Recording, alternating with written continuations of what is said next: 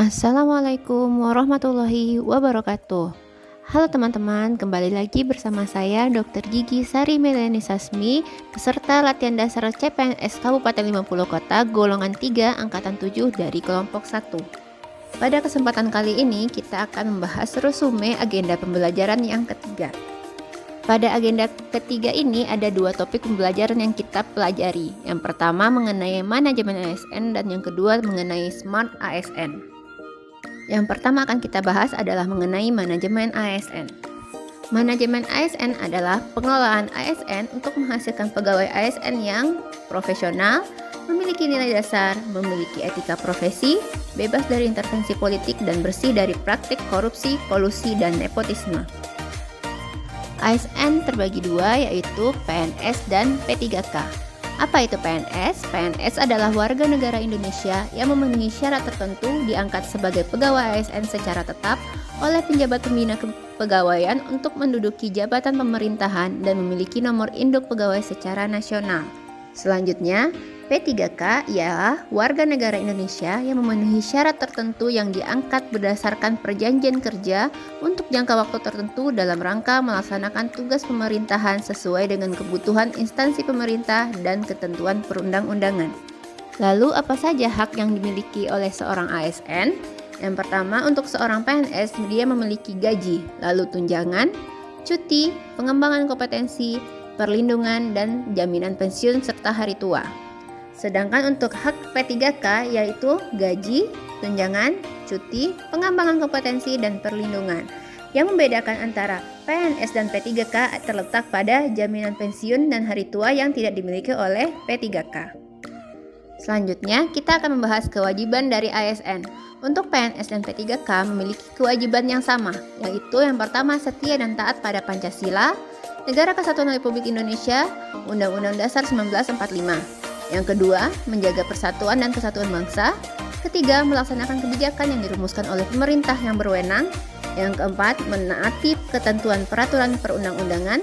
5. Melaksanakan tugas kedinasan dengan penuh pengabdian, kejujuran, kesadaran, dan tanggung jawab.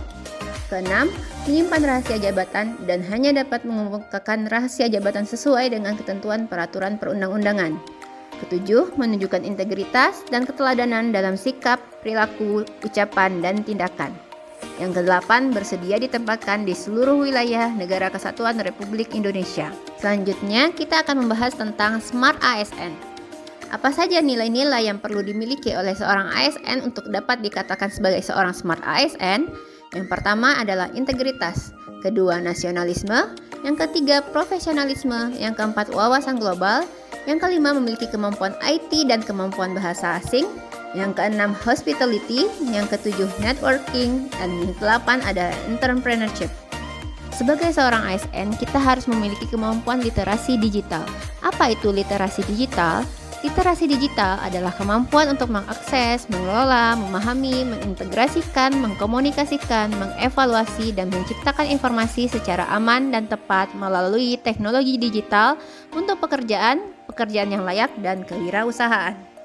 Untuk memiliki kemampuan literasi digital, ada 4 kompetensi yang harus dimiliki oleh seorang ASN, yaitu yang pertama adalah digital skill atau kemampuan digital, merupakan kemampuan mengetahui, memahami, menggunakan perangkat keras dan piranti lunak TIK serta sistem operasi digital dalam kehidupan sehari-hari. Yang kedua adalah digital culture atau budaya digital, merupakan kemampuan membaca, menguraikan, membiasakan, memeriksa, dan membangun wawasan kebangsaan, nilai Pancasila dan Bhinneka Tunggal Ika dalam keseharian dan digitalisasi kebudayaan melalui pemanfaatan teknologi informasi dan komunikasi.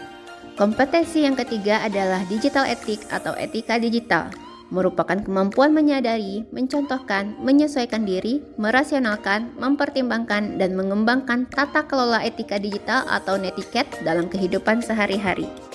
Kemampuan yang keempat adalah digital safety, merupakan kemampuan mengenali, mempolakan, menerapkan, menganalisis, menimbang, dan meningkatkan kesadaran perlindungan data pribadi dan keamanan digital dalam kehidupan sehari-hari.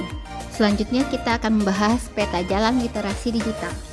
Terdapat 3 pilar utama dalam Indonesia Digital Nation, yaitu pemerintahan digital, masyarakat digital, dan ekonomi digital. Pemerintahan digital meliputi regulasi, kebijakan, dan pengandalian sistem digital. Masyarakat digital meliputi aktivitas, penggunaan aplikasi, dan penggunaan infrastruktur digital.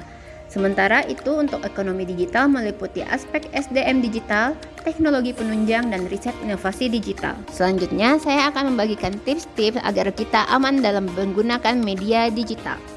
Tips yang pertama adalah mengenai melindungi diri dari hoaks atau berita bohong. Apabila kita mendapatkan informasi atau berita, yang pertama harus kita lakukan adalah evaluasi, dan evaluasi.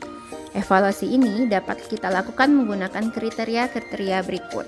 Yang pertama adalah karensi, yaitu apakah berita atau informasi yang kita dapat merupakan berita yang baru atau berita telah lama.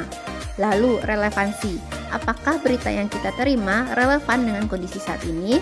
Selanjutnya periksa penulis berita, lalu periksa juga keakuratan dari berita, dan terakhir periksa apakah tujuan dari penulis menulis berita tersebut.